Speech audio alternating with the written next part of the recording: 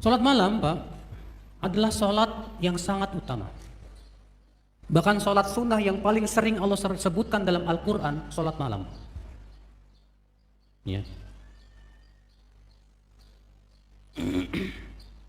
Sampai ada sekitar 7 ayat atau lebih yang menyebutkan tentang keutamaan sholat malam. Ayat yang pertama yaitu surat Ali Imran ayat 113. Allah mengatakan laisu sawa'am min ahlil kitabi ummatun qa'imatun yatluna ayatillahi ana al-laili wa hum yasjudun. Ya. Tidaklah mereka sama di kalangan ahli kitab ada suatu umat yang senantiasa membaca ayat-ayat Allah sepanjang malam dan mereka sujud. Lihat Allah puji sebagian ahli kitab yang mereka itu salat tahajud. Berarti salat tahajud itu Pak sudah disyariatkan sebelum umat Islam. Ya. Makanya Rasulullah mengatakan apa? Alaikum bisolatil lail, hendaklah kalian salat malam. Fa innaha da'bus salihina min qablikum. Karena salat malam itu kebiasaan orang soleh sebelum kamu. Tuh lihat. Salat malam itu kebiasaan orang siapa? Orang soleh. Ya. Ayat yang kedua, surat Al-Furqan, ayat 63 64. Ketika Allah mensifati hamba-hamba Ar-Rahman, hamba-hamba Allah yang dirahmati. Wa ibadur rahman alladzina yamshuna 'alal ardi hauna wa idza khatabahumul jahiluna qalu salama walladzina yabituna li rabbihim sujjadan wa qiyama. Dan hamba-hamba Allah yang Rahman. Kenapa Allah mensifatkan kepada Ar-Rahman, menisbatkan? Artinya ini hamba-hamba yang dirahmati oleh Allah. Siapa mereka? Yaitu orang-orang yang berjalan di muka bumi dengan penuh tawadhu. Dan apabila diajak bicara oleh orang-orang bodoh, mereka balas dengan kata-kata yang selamat. Dan orang-orang yang melewati malam mereka dengan sujud dan berdiri. Masya Allah. Ya. Kemudian yang ketiga surat Al-Muzammil ayat 1 sampai 4. Allah mengatakan apa? Ya ayyuhal muzammil qumul laila illa qalila nisfahu aw inqus minhu qalila aw zid alaihi warattil qur'ana tartila inna sanulqi alaika qawlan thaqila inna nasyi'atal laili hiya ashaddu wata'an wa aqwamu qila. Lihat. Wahai yang berselimut, bangunlah di waktu malam kecuali sedikit, setengahnya atau kurangi lagi sedikit atau tambah lagi, dan bacalah Al-Qur'an secara tartil. Sesungguhnya kami akan memberikan kepada engkau beban yang berat. Dan sesungguhnya ibadah di waktu malam itu lebih mengesankan di hati, mengokohkan hati. Dan itu amalan yang paling baik. Lihat Pak, ternyata sholat malam itu ibadah yang paling mengokohkan hati. Makanya orang kalau sholat malam di waktu siangnya itu lebih semangat kepada kebaikan dibandingkan dengan orang yang tidak sholat malam. Ya. Surat berikutnya yaitu surat Al-Insan ayat 25-26. Allah mengatakan, "Wadhkur isma rabbika bukratan wa asila wa minal laili fasjud lahu wasabbihhu lailan tawila." Dan ingatlah Rabbmu, nama Rabbmu di waktu pagi dan petang, dan di waktu malam sujudlah kepadanya dan sucikanlah ia di waktu malam yang panjang. Tuh, Masya Allah. Kita disuruh untuk berzikir kepada Allah di waktu pagi dan petang, dan disuruh untuk sujud di waktu malam, tahajud. Yang kelima, surat Az-Zumar ayat 9. Allah mengatakan, "Amman huwa qanitun ana al-laili sajidan wa qa'ima, yahdharul akhirata wa yarju rahmata rabbih." Ataukah orang yang senantiasa berdiri sepanjang malam, sujud dan berdiri karena takut kepada akhirat dan mengharapkan Rabb mereka. Masya Allah. Ternyata Pak, sifat orang yang takut dari api neraka dan mengharapkan surga itu sifat yang paling utamanya sholat di waktu malam. Yang keenam, surat Az-Zariyat 15-18. Allah mengatakan apa? Innal muttaqina fi jannatin wa uyun akhidhina ma atahum rabbuhum innahum kanu qabla dzalika muhsinin kanu qalilan minal laili ma yahja'un wa bil ashari hum yastaghfirun. Sesungguhnya orang yang bertakwa itu di dalam surga dan dalam mata air yang mengalir. Mereka mengambil kenikmatan yang Allah berikan kepada mereka. Sesungguhnya dahulu mereka di dunia termasuk orang-orang yang berbuat ihsan. Apa ihsan yang Allah sebutkan pertama kali? Mereka dahulu sedikit tidurnya di waktu malam. Ternyata sifat penduduk surga yang paling utama sholat malam. Luar biasa. Yang keberapa? Yang ke-7. Surat As-Sajdah. Ayat 15 sampai 17. Allah mengatakan, "Innama yu'minu bi ayatina alladziina idza dzukiru biha kharru sujada wa sabbahu bihamdi rabbihim wa hum la yastakbirun. Tatajafa junubuhum 'anil madaji' yad'una rabbahum khaufan wa tama'a wa mimma razaqnahum yunfiqun." Sesungguhnya yang beriman kepada ayat-ayat kami hanyalah orang-orang yang apabila diingatkan ayat-ayat kami, mereka tunduk dan sujud, dan mereka bertasbih memuji Rabb mereka, dan mereka tidak bersombong diri. Lambung mereka jauh dari tempat tidur. Mereka menyeru Rabbnya dengan penuh takut dan berharap. Tuh, Masya Allah. Berarti Pak, orang yang sholat tahajud itu Pak, akan Allah jauhkan ya dari apa? Api neraka, dan akan diberikan oleh Allah Pak, qurratu a'yun, kesejukan pandangan. Masya Allah. Belum lagi hadis-hadis Pak tentang keutamaan salat tahajud banyak sekali. Ya. Di antaranya Nabi SAW bersabda, ya kata Rasulullah SAW, "Inna fil jannati ghurafan," di surga itu ada kamar-kamar yang istimewa. "Yura dhahiruha min batiniha wa batinuha min dhahiriha." Bagian dalamnya terlihat dari luar, bagian luarnya terlihat dari dalam. Gimana? Bagian dalamnya terlihat dari luar, bagian luarnya terlihat dari dalam. Gimana coba? Kaca Ustadz, nggak bisa kepikir. Saking indahnya tuh kamar. Hanya Allah yang maha tahu. Apa kata para sahabat? Buat siapa ya Rasulullah? Kamar-kamar tuh buat siapa? Liman at'amat ta'am wa afsyas salam wa shalla bil laili wan nasu niyam. Bagi orang yang memberi makan, menebar salam, dan salat di waktu malam. Masya Allah. Jadi orang yang suka salat tahajud diberi oleh Allah itu kamar-kamar yang istimewa. Luar biasa. Ya. Ikhwata Islam, azan ya Allah ya. Bahkan Allah kagum kepada orang yang bangun di waktu malam untuk tahajud. Bukan dalam hadis ada 2 orang yang Allah kagum kepadanya. Yang pertama, orang yang bangun di waktu malam, ia tinggalkan syahwat tidurnya. Ya. Lalu Allah berfirman, "Lihatlah kepada hambaku itu. Dia tinggalkan syahwatnya demi untuk beribadah kepada Aku." Bayangkan, Pak. Lagi enak-enak bobo, AC-nya dingin, kasurnya empuk banget, spring bed, Masya Allah. Ya, lagi enak-enak tidur, antum tinggalin demi untuk sholat. Bayangkan. Ini luar biasa ini Pak. Banyak orang ketika bangun, baru jam 2, gampang aja. Bangun lagi, udah dikasih sama Allah dibangunin. Baru jam 3, gampang itu. Ya. Bangun lagi jam 4, udah kedengeran azan awal.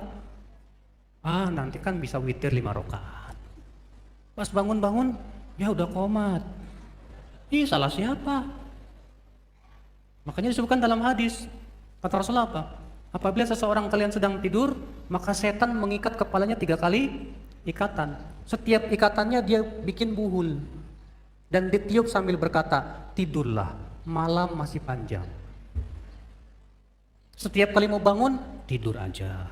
Malam masih panjang, gampang, tidur lagi. Tapi kalau ia bangun, dia berzikir kepada Allah, terlepas 1 ikatan. Dia pergi berwudu, terlepas 1 ikatan. Dia sholat, terlepas dari ikatan seluruhnya. Fa asbaha nasyitan, di waktu pagi ia semangat, thayyiban nafs, kata Rasulullah, jiwanya baik, Masya Allah. Wa illa, jika ia tidak lakukan itu, asbaha khabithan nafsi kaslan, jiwanya buruk, malas. Maka ini menunjukkan Pak, orang yang gak sholat tahajud itu jiwanya buruk, malas, condongnya kepada syahwat terus. Ya, nah ini yang akal Islam. Pernah Pak Abdullah bin Umar bermimpi. Ya, dibawa ke sumur yang di dalamnya ada api neraka. Abdullah bin Umar ketakutan sekali. Lalu dikatakan kepada Abdullah bin Umar, lam turo, jangan takut. Iya. Bangun ya Abdullah bin Umar, cerita ke saudarinya Hafsah yang merupakan istri Nabi Sallallahu Alaihi Wasallam. Lalu Hafsah menceritakan kepada siapa? Rasulullah. Apa kata Rasulullah? Inna Abdullah rajulun salih, lau kan yusalli bil lail. Abdullah itu orangnya soleh, andai dia salat malam. Semenjak itu Abdullah bin Umar tidak pernah meninggalkan salat malam. Masya Allah. Ya. Dan Rasulullah mencela Pak, orang yang tadinya suka salat malam kemudian dia tinggalin. Rasulullah bersabda, ya Abdullah, la takun mithla fulan, kana yusalli minal lail, fataraka salatal lail. Hei Abdullah, kamu jangan kayak si fulan itu, tadinya suka salat malam, lalu tinggalkan kebiasaan baiknya tersebut. Pertahankan Pak, semaksimal mungkin. Kalau memang antum ternyata sibuk karena apa? Sibuk kerja, setidaknya witirnya jangan ditinggalin. Ya. Waktu salat malam. Waktu salat malam itu dari setelah Isya sampai terbit fajar sama dengan witir. Namun yang paling utama di sepertiga malam terakhir. Kenapa? Karena di saat itu Allah turun ke langit dunia. Allah berfirman, Rasulullah bersabda, yanzilullahu ila sama'id dunya kulla lailatin hina yabqa thuluthul lail. Allah turun ke langit dunia di setiap malam ketika sudah tersisa sepertiga malam terakhir. Lalu Allah berfirman, Anal Malik, akulah raja. Anal Malik, akulah raja. Manil ladzi yad'uni fa astajibulah. Siapa yang berdoa kepadaku di saat ini pasti aku ijabah. Man yas'aluni fa'utiyah. Siapa yang minta di saat ini aku pasti beri.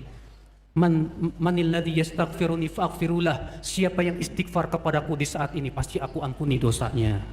Dan terus sampai terbit fajar. Masya Allah Pak. Ya. Adab salat malam. Sebelumnya Pak, yaitu mempersiapkan bagaimana caranya supaya kita bisa sholat malam. Agar bisa sholat malam, yang pertama jangan lupa tidur siang. Bagi yang mampu tidur siang, qailulah, jangan tinggalkan qailulah. Qailulah itu tidur sebelum sholat duhur sesaat. Ya. Dan tidur siang itu Pak, jangan lama-lama.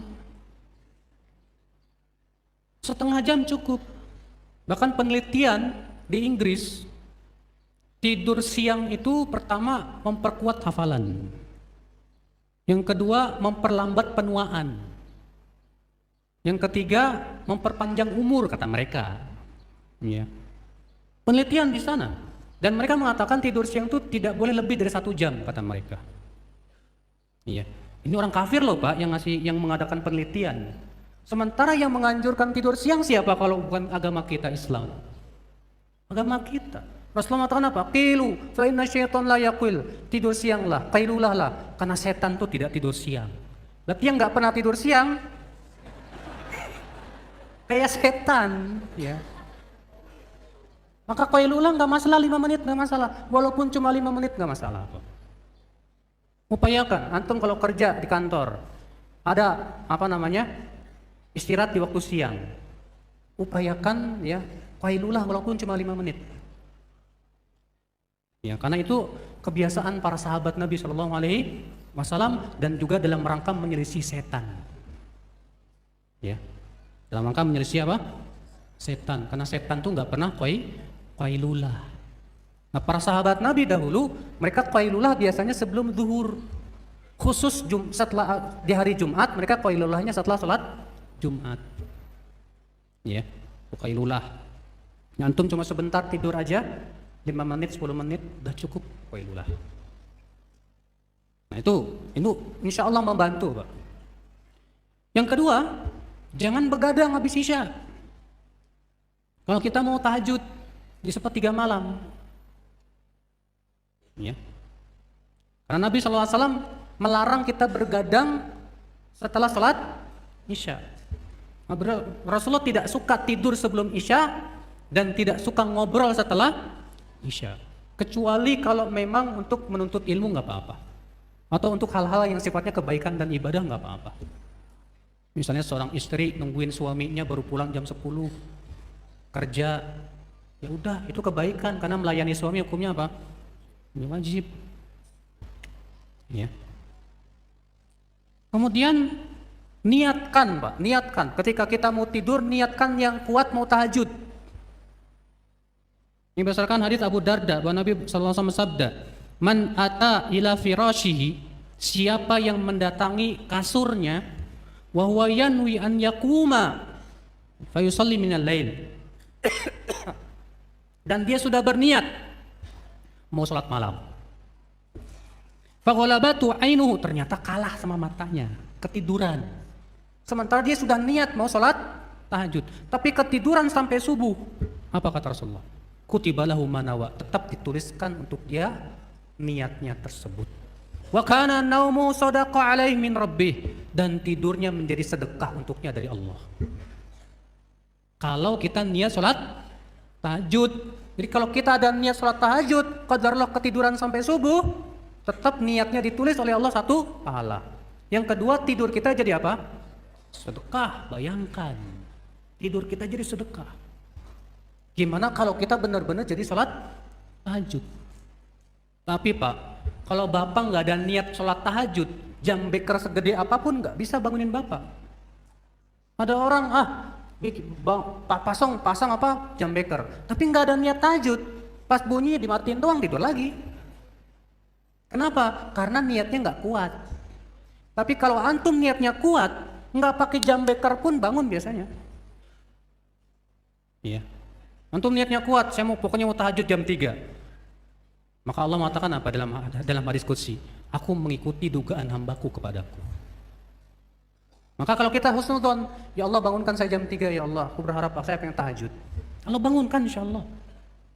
Ya, tanpa jam beker pun enggak masalah. Ini. Kemudian kiat selanjutnya Pak, usahakan kita tidur di atas wudu. Jadi sebelum tidur kita wudu dulu. Dan keutamanya ada. Kata Rasulullah, orang yang tidur di atas wudu, Allah akan kirimkan malaikat untuk tidur bersamanya di selimutnya. Apabila ia bangun di waktu malam, maka malaikat berdoa, ya Allah, ampuni dia, rahmati dia, karena ia tidur di atas kesucian. Tuh lihat. Ya. Makanya kalau antum pengen tidurnya sama malaikat, berarti tidurnya di atas apa? Wudu. Kalau antum nggak tidur di atas wudu, malaikat tidak menemani antum. Pantas aja Ustadz tadi malam diurup-urup. Digoda setan, ya, mimpinya buruk dan yang lainnya. Nah ini Pak, bisa terjadi. Kemudian jangan lupakan apa? Zikir-zikir sebelum tidur. Ya. Ada Pak, zikir sebelum tidur yang bisa memberikan kekuatan pada badan loh Pak. Dalam satu hadis disebutkan Fatimah anak Rasulullah datang ke Rasulullah minta pembantu. Rasulullah diam saja tidak memberi. Di waktu malam, Rasulullah mendatangi rumah Fatimah. Lalu Rasulullah pun duduk di antara Ali dan Fatimah. Lalu Rasulullah bersabda, maukah aku ajarkan kepada kalian yang lebih baik dari pembantu? Apa itu hai Rasulullah? Sebelum tidur ucapkan subhanallah 33 kali. Alhamdulillah 33 kali. Allahu Akbar 34 kali. Itu lebih baik dari pembantu. Diamalkan oleh Fatimah. Ternyata setelah mengamalkan itu Pak, beliau bisa mengerjakan semua pekerjaan-pekerjaan rumah tangga yang berat itu. Kata Ibnu Qayyim apa? Ini memberikan rahasia. Bahwa zikir-zikir ini yang bila diucapkan sebelum tidur, itu memberikan kekuatan pada badan. Maka ibu-ibu yang gak punya pembantu, pakai ini. Ya. Minta ke suaminya, capek minta pembantu, kata suami nggak punya duit buat gaji, udah baca ini subhanallah 33 kali, alhamdulillah 33 kali, 34 kali apa? Allahu Akbar. Jamin, Rasul sendiri yang jamin itu lebih baik daripada pembantu. Ya. Itu jangan lupa ketika tidur di sebelah kiri menghadap ke sebelah Kenapa? Karena kalau sebelah kanan tuh Pak, jangan lebih mudah bangun. Beda kalau antum tidurnya di sebelah rusuk kiri, itu biasanya tidurnya lelap banget. Sampai-sampai mungkin adzan aja nggak kedengeran. Bisa terjadi seperti itu. Makanya Rasulullah SAW tidurnya selalu di atas rusuk yang kanan. Dan ternyata apa? Orang-orang barat mengadakan penelitian. Dan ternyata mereka mendapatkan bahwa cara tidur paling sehat itu. Cara tidur paling sehat itu tidur di atas rusuk yang kanan. Bayangkan. Kalau kita umat Islam taunya itu sunnah aja. Orang barat melakukan penelitian. Dites benar. Oh benar ternyata. Itu cara tidur yang paling sehat.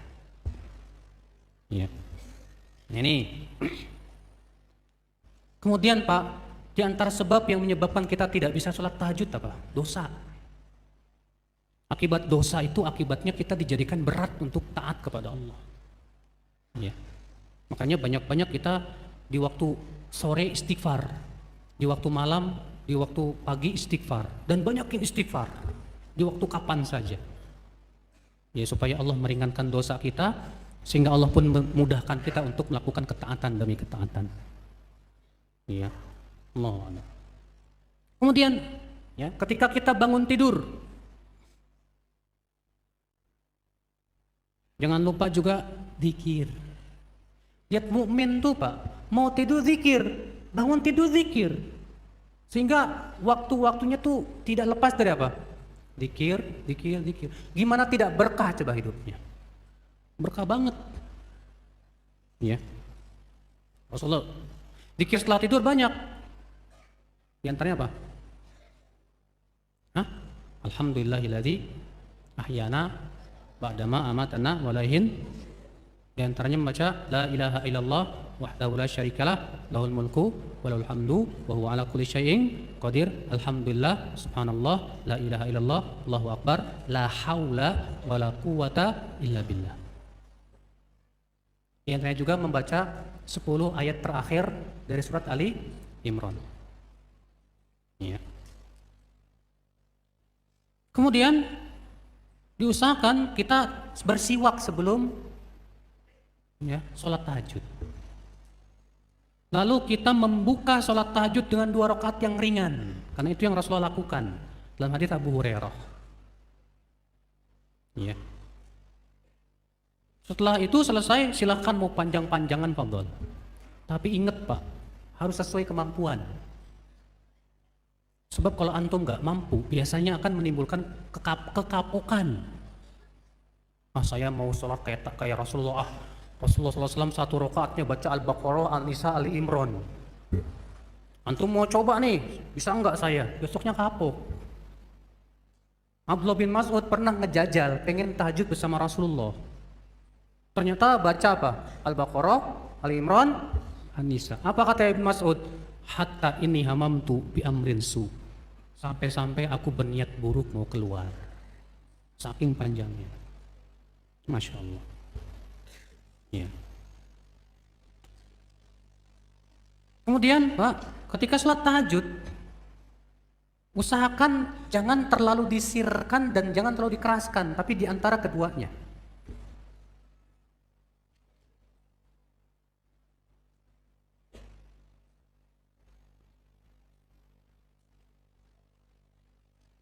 Ini berdasarkan hadis. Rasulullah bersabda kepada Abu Bakar, "Hai Abu Bakar, tadi malam aku melewati engkau yang sedang sholat malam, dan engkau terlalu merendahkan suaramu, terlalu sir." Kata Abu Bakar, "Hai Rasulullah, cukuplah Allah yang mendengar." Lalu Rasulullah bersabda kepada Umar, "Tadi malam aku melewati engkau yang sedang sholat dan engkau mengeraskan suaramu." Kata Umar, "Hai Rasulullah, sengaja aku keraskan untuk membangunkan ya dan mengusir setan." Kata Rasulullah, "Hai Abu Bakar, angkat suaramu sedikit. Hai Umar, rendahkan suaramu sedikit." Ya, hadis ini diriwayatkan Abu Daud dan Tirmidzi. Berarti salat tahajud itu jangan terlalu disirkan, jangan pula terlalu apa? Dijaharkan. Ya. Dan berusaha untuk mentadaburi ayat-ayatnya, Pak. Usahakan itu. Ya. Baik, yang akan Islam azan ya Allah wa yakum. Ini sholat tahajud. Berarti sholat tahajud itu Pak, kata Aisyah, Rasulullah SAW tidak pernah lebih dari 11 rakaat baik di Ramadan maupun di luar bulan Ramadan. Sholat tahajud itu bisa dengan 2, 1.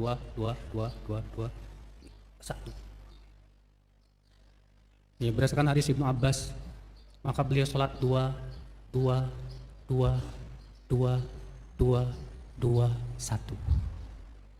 Ya, itu 13 rakaat. Rasul juga bersabda sholat malam itu 2. Maka itu yang paling utama ya, untuk sholat tahajud. Allahu a'lam. Baik Pak, saya kira cukup sampai di sini. Kita baru sampai sholat tahajud.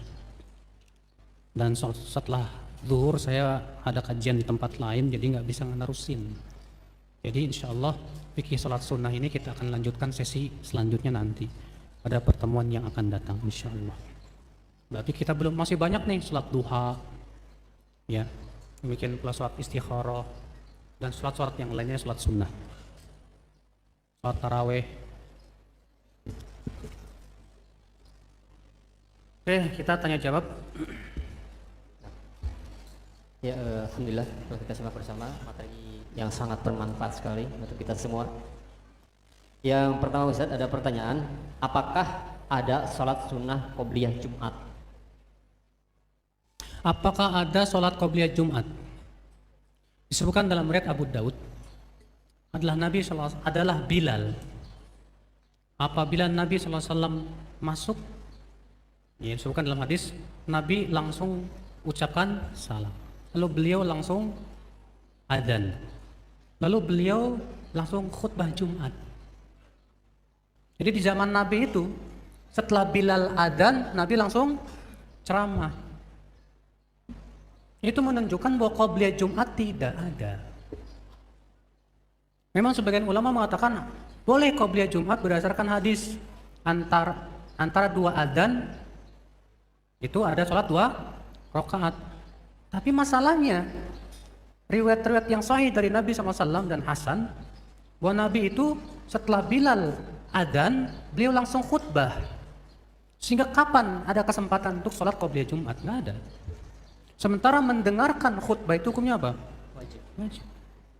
Dan tidak pernah ada dinukil para sahabat setelah Bilal adzan mereka sholat berdiri semua pada sholat sunnah. Nggak ada.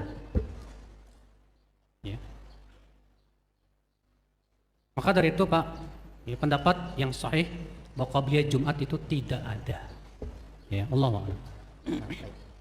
Ya, selanjutnya ada pertanyaan, ya Ustaz, bolehkah kita sholat sunnah tidak di masjid, alias misalkan jarak di kantornya itu 600 meter. Jadi jarak dari kantor ke masjid itu sekitar 600 meter. 600 meter. Nah, ketika ingin sholat sunnah rawatib, dia otomatis akan ketinggalan jika ingin sholat sunnah di masjid tersebut. Apakah di musola itu ada musola? Bolehkah di musola melaksanakan sholat sunnah? Yang paling utama sholat sunnah itu di rumah. Karena Rasulullah bersabda, afdalu sholatikum fi buyutikum ilal maktubah. Sholat kalian yang paling utama itu di rumah kalian kecuali sholat 5 waktu. Ini kaidah asal. Bahwa sholat sunnah yang paling utama di mana? Di rumah. Ingat. Bahkan dalam satu riwayat, sholat sunnah di rumah sama seperti sholat wajib di masjid pahalanya. 27 kali lipat lebih. 25 kali lipat. Namun kalau misalnya jarak antar rumah dengan masjid 1 kilo misalnya atau 600 meter, kalau kita sholat sunnah di rumah akibatnya ketinggalan. Nah, pertanyaannya mana yang lebih utama? Mendapatkan takbiratul ihram imam atau sholat sunnah di rumah? Mendapatkan takbiratul ihram imam lebih utama. Maka kalau seperti itu keadaannya, lebih baik antum sholat sunnah di mana? Di masjid. Itu pengecualian. Ya, Allahu a'lam. Selanjutnya ada pertanyaan, ya Ustadz, sholat sunnah antara azan dan iqamah bagaimana untuk akhwat yang mempunyai kesibukan di rumah dan harus menunggu sholat suami pulang, apakah masih bisa mendapatkan keutamaan sholat sunnah, yaitu antara azan dan iqomah Untuk akhwat. untuk akhwat? Untuk akhwat apa ada sholat antara adzan dan iqomah? Kalau dia sholat di rumahnya, nggak tahu ada apa enggak. Kecuali kalau misalnya dia mau nungguin suaminya karena pulangnya malam, larut malam, ya suaminya nggak sempat juga sholat isya di jalan, sampai rumah disyariatkan adzan dulu nggak apa-apa. Adzan dulu, berarti karena ada adzan, berarti ada adzan antara adzan dan iqomah, nggak masalah. Tapi kalau misalnya di masjid adzan, nah untuk akhwat disyariatkan tidak sholat antara adzan dan iqomah di rumah. Nanti saya cari lagi ya fatwa ulama tentang masalah itu. Nah, baik. Ya Ustaz, adakah di dalam hadis yang menceritakan bagaimana sholat tahajudnya istri-istri Rasulullah SAW? Apa? Adakah di dalam hadis yang menceritakan bagaimana sholat tahajudnya istri-istri Rasulullah SAW? Rasulullah SAW tidak pernah memaksakan istrinya untuk tahajud bersama beliau. Pernah suatu ketika Rasulullah SAW sholat menghadap Aisyah yang sedang tidur telentang. Aisyah melintang di depan Rasulullah. Ketika beliau mau sujud, ditepuknya kaki Aisyah supaya dilipat. Ketika beliau berdiri, Aisyah kembali menyelonjorkan kakinya. Itu hadisnya ada dalam riwayat Bukhari dan Muslim. Sehingga kata Aisyah, ketika telah tersisa sholat witir, maka Rasulullah membangunkan Aisyah untuk sholat witir. Lihat, Rasulullah SAW tidak memaksakan istri-istrinya. Nggak kayak sebagian kita, Pak. Ada bapak-bapak datang ke saya, Ustaz, boleh nggak saya ceraikan istri saya? Kenapa sebabnya, Pak? Dia nggak mau sholat tahajud, Ustaz. Oh, astagfirullahaladzim. Hanya gara-gara nggak mau sholat tahajud mau bapak ceraikan. La ilaha illallah. Ini tasyadudnya minta ampun, Pak. Iya. Saya bilang ke dia, Pak, Rasulullah bersabda, apabila wanita sholat 5 waktu, puasa Ramadan, menjaga kemaluannya, menaati suaminya, akan dimasukkan kepadanya, silakan masuk surga dari pintu surga yang kamu mau. Tuh lihat, Rasulullah nggak ada menyebutkan di situ sholat tahajud. Bapak mau ngancam istri diceraikan kalau nggak tahajud. Rasulullah aja nggak maksa Aisyah suruh, Aisyah, ayo tahajud. Kalau nggak saya ceraikan kamu. Ajib. Lihat dalam hadis itu Rasulullah sholat tahajud, Aisyah tidur. Ketika telah tersisa witir, Rasul bangunkan Aisyah witir. Tuh lihat, Rasulullah tidak pernah memberatkan umatnya, Pak. Sesuai dengan kemampuan masing-masing. Ada yang mampunya tahajud setengah jam, silahkan. Ada yang mampunya 2 jam, silahkan. Ada cuma mampunya witir 3 rakaat, silahkan. Asal dijaga terus aja. Ya, dikontinyukan. Nah itu. Ya, nah. Baik, ada pertanyaan kembali. Ya Ustaz, boleh tidak sholat ba'da isya digabung dengan sholat witir? Apa? Sholat ba'da isya. Sholat ba'da isya digabung dengan witir. Ini orang pelit. Sampai-sampai maunya gabung-gabungin aja udah. Rasulullah tidak pernah melakukan itu, Pak. Tidak pula para sahabat. Ya. Ibnu Umar mengatakan, aku hafal dari Rasulullah SAW 10 rakaat, 2 rakaat setelah isya. Nggak pernah Rasulullah menggabungkan dengan witir. Karena Rasulullah nggak pernah gabungkan, kenapa antum harus capek-capek? Saya mau gabungin ini orang pelit. Jadi gimana? Jangan deh. Biar antum terbiasa memperbanyak amalan. Biasakan akhi, jangan dibiasakan malas-malasan. Semakin banyak beramal, semakin banyak pahala kita, semakin tinggi derajat kita di surga. Talha bin Ubaidillah, seorang sahabat, pernah bercerita. Apa kata Talha? Ada 2 orang dari kampung Bali datang ke kota Madinah untuk masuk Islam. Di zaman Rasulullah ada kampung Bali, Pak. Datang ke Rasulullah masuk Islam. Yang satu lebih bersungguh-sungguh dari yang kedua. Yang satu ikut berjihad meninggal di medan perang.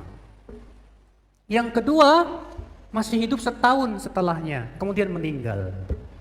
Lalu Tolha bermimpi, dalam mimpinya itu ternyata yang kedua lebih tinggi derajatnya dari yang pertama. Tolha merasa heran, loh, yang kedua matinya di atas tempat tidur, bukan mati syahid. Yang pertama lebih bersungguh-sungguh, matinya mati syahid lagi.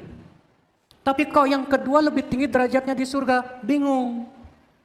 Akhirnya ia cerita ke Rasulullah. Apa kata Rasulullah? Kenapa kamu harus bingung? Bukankah yang kedua itu masih hidup setahun setelahnya? Dia sudah sholat 1800 rakaat. Dia sudah dapat puasa Ramadan. Dia berzikir, dia pahala ini, banyak pahala. Akhirnya dengan amalan itu dia lebih tinggi dari yang pertama. Makanya Pak, banyakin amal, banyakin sholat. Jangan senangnya digabung-gabung terus. Selama masih bisa, sholat masing-masing lakukan deh. Kecuali kalau waktunya mepet. Ini saya mau tahiyat masjid, sementara saya belum qobliyah subuh. Waktunya tinggal 5 menit. Udah nggak masalah, gabung aja. Tapi kalau masih bisa dilakukan, ya masing-masing lakukan aja biar kita terbiasa. Membiasakan jiwa untuk beramal saleh itu penting. Ya, Allahu a'lam.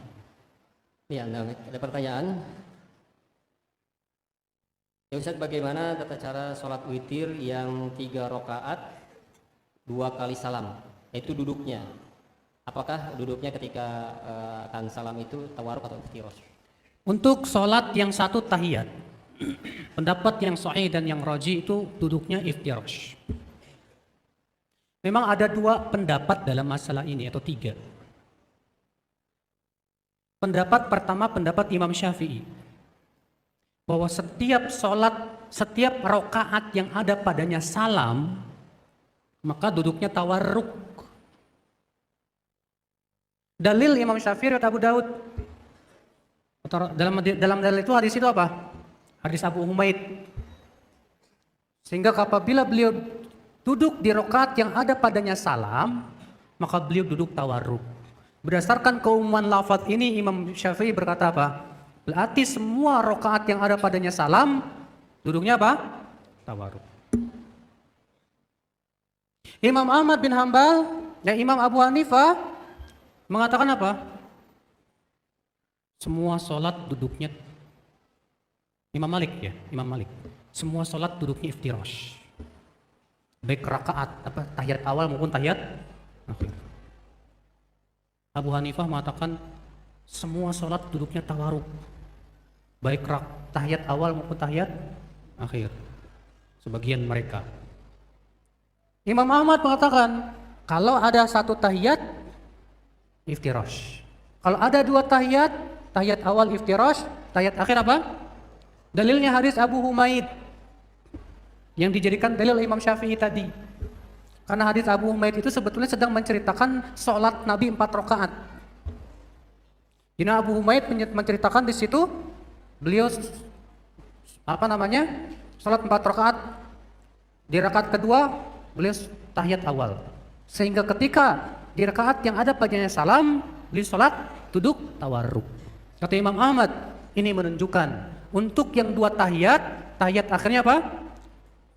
Kalau 1 tahiyat, maka ada keumuman hadis dari Aisyah adalah Nabi apabila duduk di 2 rakaat, maka beliau duduk tawarruk. Ini hadis umum kata Imam Ahmad. Demikian pula hadis Malik bin Huwairis ketika mensifati sifat salat sunnah Nabi, bahwa Nabi SAW duduk tawarruk, iftirash. Dan kepada pendapat Imam Ahmad saya condong. Dan ini pendapat yang dikuatkan oleh Syekh Albani, Syekh bin Baz, Syekh Utsaimin, Syekh Fauzan, dan rata-rata para ulama di zaman ini ya merojikan pendapat Imam Ahmad ini. Karena dengan pendapat Imam Ahmad inilah terkumpul semua dalil. Terkumpul semua apa? Nah, salat witir tahiyatnya berapa kali? Kalau tahiyatnya sekali, masuk padanya salat yang mempunyai 1 tahiyat. Kalau tahiyatnya 2 kali kayak 5 rakaat, 7 rakaat, 9 rakaat, maka masuk padanya salat yang mempunyai 2 tahiyat. Nah, kalau yang 21 gimana tadi? Ya. Yang 21. Kalau kita katakan 21 ini masih satu, ya. 21 ini masih satu apa? Witir. Ya, berarti pada waktu itu dianggap yang keduanya rakaat apa tahiyat yang kedua. Kalau dikatakan masing-masing berdiri sendiri, berarti duduknya iftirash. Allahu a'lam. Baik, selanjutnya ada pertanyaan. Ya Ustaz, bolehkah kita menyuruh pindah kepada seseorang yang sedang zikir setelah sholat fardu? Karena kita mau sholat sunnah, di mana sholat sunnah katanya disunahkan untuk berpindah tempat. Pak, orang lagi zikir antum suruh ganggu. Asal antum sholat di tempat antum aja daripada ganggu zikir orang. Orang dia lagi zikir, akhi pindah dulu, akhi. Buyar konsentrasinya. Mengganggu orang sedang ibadah nggak boleh. Jadi lebih baik gimana? Ya lebih baik antum sholat di tempat antum sendiri. Memang ikhtilaf para ulama. Apakah disunnahkan berpindah tempat ketika habis zikir, mau sholat sunnah, disunahkankah berpindah tempat atau tidak? Sebagian ulama katakan sunnah berdasarkan riwayat Abu Daud yang disahihkan oleh Syekh Albani. Rasulullah kalau habis sholat, beliau mau sholat sunnah maju atau mundur. Sementara sebagian ulama katakan tidak sunnah. Alasannya apa? Karena dalilnya dhaif menurut mereka. Dan ini pendapat kebanyakan ulama mengatakan bahwa itu tidak disunnahkan. Kecuali kalau antum mau menyambung satu sholat dengan sholat berikutnya langsung tanpa dijeda terlebih dahulu, maka harus berpindah tempat atau ya berbicara. Karena dalam riwayat Muslim disebutkan Rasulullah melarang menyambung satu sholat sampai dengan sholat berikutnya sampai ia berbicara atau keluar. Jadi kalau antum mau langsung harus ada jeda dulu, Pak. Nah, dengan zikir-zikir ada jedanya. Maka kalau misalnya ada jedanya, antum tanpa berpindah tempat sudah mencukupi. Ya, Allahu a'lam. Baik, selanjutnya, ya Ustaz, jika kita tertinggal sholat fardu dan kita lakukan di masjid atau di rumah, apakah masih boleh untuk melaksanakan sholat sunnah rawatib? Kalau habis sholat, misalkan sholat zuhur terlambat, dilakukan sendiri di masjid atau di rumah, apakah tetap disunahkan? oh ya, kalau misalnya kita habis sholat masuk pergi ke masjid, orang-orang sudah selesai sholat gitu. Iya. Orang-orang sudah selesai sholat. Gimana nih? Antum diberikan dua pilihan. Pilihan yang pertama silahkan sholat di masjid sendirian atau pulang ke rumah. Dalam hadis riwayat Al-Hakim, Rasulullah pernah terlambat dari sholat berjamaah karena ada keperluan. Ketika sampai di masjid orang-orang sudah selesai, maka Rasulullah pulang ke rumahnya. Maka Rasulullah SAW pulang ke rumahnya. Maka kalau antum mau melakukan seperti yang Rasul lakukan, silahkan aja. Iya. Tapi kalau saya mau sholat aja di sini, boleh nggak sholat sunnah dulu? Silahkan. Nggak masalah, karena masalahnya antum sudah terluput. Ya. Jadi kalau misalnya antum sampai situ mendapatkan imam sedang tahiyat akhir, langsung aja ikut. Nah, sholat qobliyahnya diqodho nanti. Sholat qobliyahnya diqodho. Ya nanti setelah sholat ba'diyah. Allahu a'lam. Ya, baik. Selanjutnya ada pertanyaan, ya Ustaz, bolehkah merutinkan sholat witir sebelum tidur? Bolehkah merutinkan sholat witir sebelum tidur? Antum keadaannya kayak Abu Hurairah enggak? Yang sibuk belajar sampai malam. Atau antum bisa sebetulnya melakukan sholat witir di akhir malam? Kita katakan kalau antum mampu melakukan sholat witir di akhir malam, tapi lebih memilih di awal malam, itu namanya antum memilih yang tidak lebih utama dan meninggalkan yang lebih utama. Karena Rasulullah tegas mengatakan sholat witir di akhir malam itu lebih utama. Selama masih bisa ambil yang utama, yang paling utama, kenapa sih kita tidak lakukan gitu? Usahakan ambil yang paling utama, Pak. Allah. Baik, saya kira cukup sampai di sini. Ini ada kuis katanya. Pertanyaan untuk ikhwan.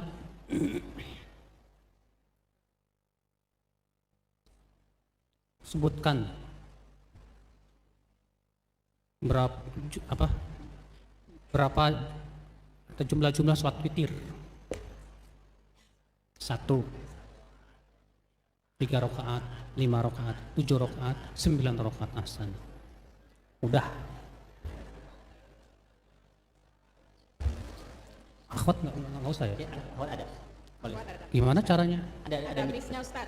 Akhwat, bagaimana cara sholat witir 5 rakaat? Gak usah berisik, langsung aja ke mic ya. Bagaimana cara sholat witir 5 rakaat? Assalamualaikum warahmatullahi wabarakatuh. Salam. Caranya dengan 1 kali salam di akhir rakaat. Oke, siap. Bagus. Kasih sini ya. Ikhwan, menurut pendapat mazhab Syafi'iyah dan Hambaliyah, sholat sunnah rawatib itu berapa? Yang muakkadah, yang sangat ditekankan. 10 rakaat. Apa Pak Ikhwan? Akhwat, kalau menurut Hanafiyah berapa rakaat?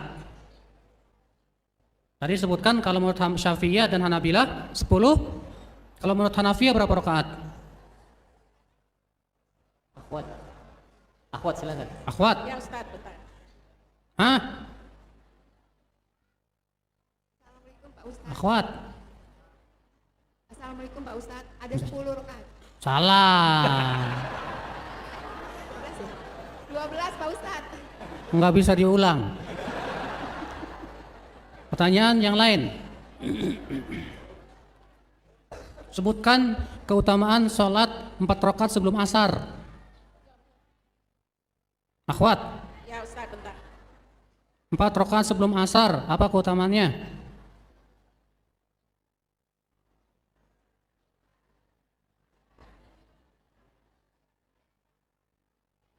Nggak ada yang bisa? Ikhwan, silakan. Ada Ustaz. Apa? Ada cepat. Assalamualaikum. Iya. Dibebaskan dari siksa api neraka. Apa? Dibebaskan dari siksa api neraka. Salah. 4 rakaat sebelum asar. Yang Ikhwan. Ada yang tahu, Ikhwan?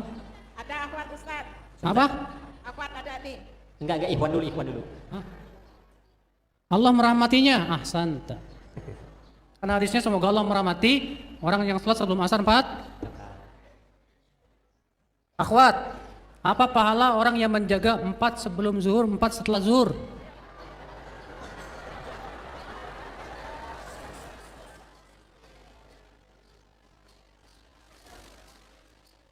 Apa? Diharamkan atasnya api neraka. Ya. Ikhwan, surat terbuka untuk pemuda. Witir 7 rakaat dan 9 rakaat itu dengan 2 tahiyat. Itu siapa yang meriwayatkannya? Sahabat siapa yang meriwayatkan hadis itu?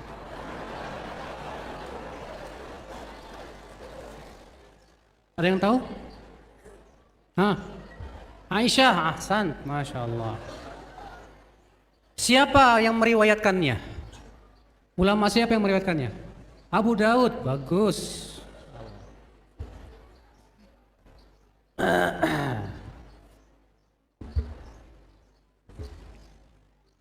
Akhwat,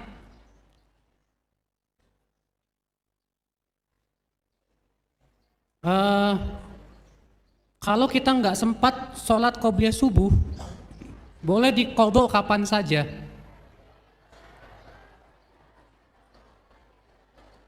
Kalau kita nggak sempat sholat qobliyah subuh, boleh diqodho kapan saja. Iya cepat, langsung jawab. Ada nggak? Assalamualaikum warahmatullahi wabarakatuh. Salam. Setelah terbit fajar. Apa? Setelah terbit fajar. Apa? Hah?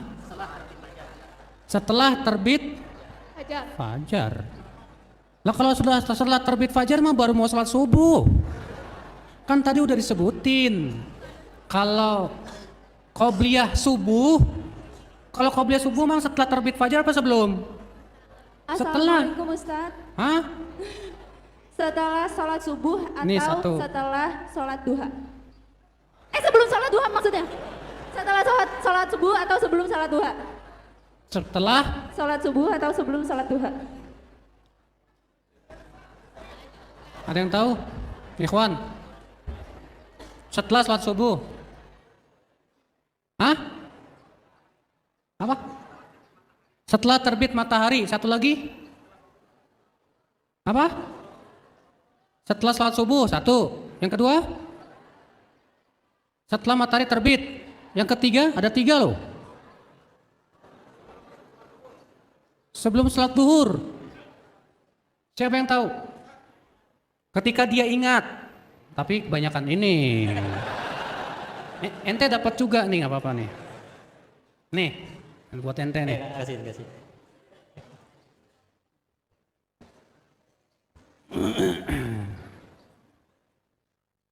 Pertanyaan selanjutnya. Sebutkan satu ayat Quran tentang keutamaan sholat tahajud. Al-Furqan, coba sebutkan dong ayatnya.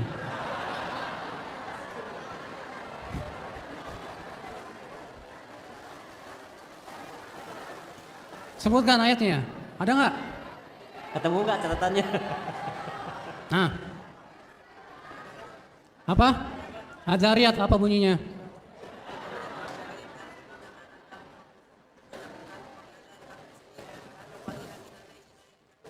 Ahsan, barakallahu fiik. Masya Allah. Akhwat, sebutkan sholat tahajud, keutamaan sholat tahajud di surat Al-Muzammil. Ya, yang bisa langsung sebutkan ayatnya.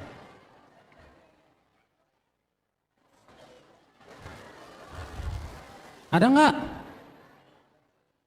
Assalamualaikum warahmatullahi wabarakatuh, Ustaz. Salam. Hah? Nggak ada? Akan dijadikan sebagai hamba yang dimuliakan karena dia berusaha untuk bangun dari tidurnya. Apa? Ayatnya disebutkan. Al-Muzammil gitu. Al-Muzammil. Dibaca. A'udzubillahi minasyaitonirrajim. Ya ayyuhal muzammil qumil laila illa qalila. Terus? Nisfahu aw inqus minhu qalila aw zid 'alaihi wa warattilil qur'ana tartila. Inna sanulqi 'alaika qawlan tsaqila. Ya, betul. Wih.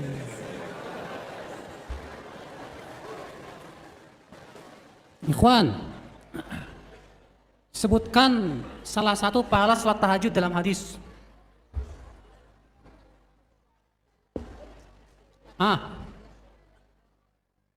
Ahsan, mendapatkan kamar-kamar yang istimewa, yang sifatnya seperti apa? Yang luarnya terlihat dari dalamnya, dalam ahsan, barakallahu fiik. Mana? Ada anak-anak SD di sini? Siapa yang paling muda di sini yang hadir? Yang paling muda, nih dikasih aja, nih. Siapa yang paling tua di sini? Pasti semua ngaku muda nih. Ada yang umurnya 80 tahun di sini? Hah? Yang umurnya 80 tahun di sini ada? Bapak-bapak, ibu-ibu. Ada yang umurnya 70 tahun? Ada yang 72 tahun Ustadz Ahwat. Berapa? 72 tahun Ahwat. Oh iya, dikasih. Ya. Nih. Di sini siapa yang paling jauh? Dari mana? Apa? Ini pesantren. Hah? Kalimantan, sekolah di mana? Enggak, yang datang ke sini. Kalau sekolah di sini sih ya deket itu, semua di situ. Syatibi. Akhwat ada dari Cikarang. Yang sengaja Ustaz. datang kemari. Ustaz, akhwat ada dari Cikarang Lombok. Selatan. Dari mana, Bu? Cikarang Selatan. Depok deket. Dari mana? Kalau Ciomas masuk nggak Ustadz? Ciomas Bogor. Jauh. Ciomas. Ada yang lebih jauh dari Ciomas? Tangerang Ustadz, ada dari Tangerang Ahwat. Dari Tangerang Ada ada. Ahwat, ada. Ada yang lebih jauh dari Tangerang? Dari mana? Hah? Ada dari Sukabumi Pondok Ustadz. Gede. Pondok Gede mah dekat sini. Ustadz, ada dari Tangerang, tahu Sukabumi. nggak Tangerang? Nah, Ustaz, akhwat ada dari Sukabumi. dari Sukabumi. Iya. Masya Allah. Kasih ini. yang paling jauh. Yang memang sengaja datang kemari ya, yang bukan sekolah di sini. Kalau di sini mah ada yang Kalimantan, Pekanbaru, banyak.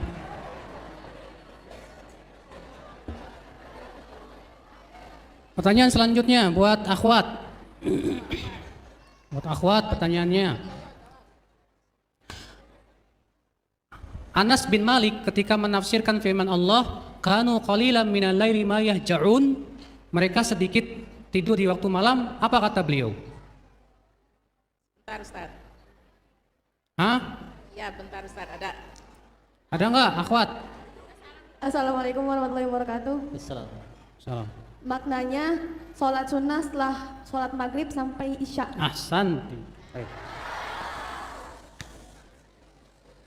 Ikhwan, pertanyaan berikutnya. Ada ulama yang berpendapat sholat witir itu boleh sampai sebelum sholat subuh. Itu pendapat siapa? Jumhur ulama. Ahsanta, barakallahu fiik. Ya. Pertanyaan selanjutnya. Mukhtasar Sayyidul Khatir. Ya, pertanyaan selanjutnya.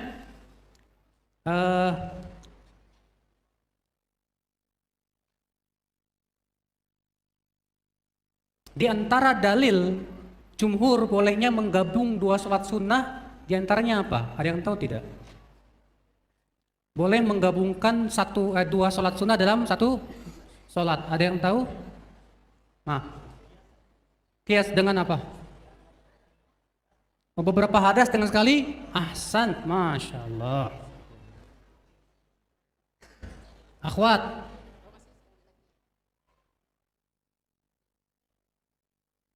siapa sahabat Nabi yang bermimpi dibawa ke sumur, ya terdapat padanya api, kemudian dikatakan kepadanya kamu nggak usah takut. Lalu kemudian Nabi mengatakan dia orang soleh kalau ia sholat malam. Assalamualaikum warahmatullahi wabarakatuh. Islam. Sahabat Ibnu Umar radhiyallahu an. Abdullah bin Umar, betul. Baik, saya kira cukup sampai di sini. Subhanakallah bihamdik, asyhadu an la ilaha illa anta, astaghfiruka wa atubu ilaik. Assalamualaikum warahmatullahi wabarakatuh.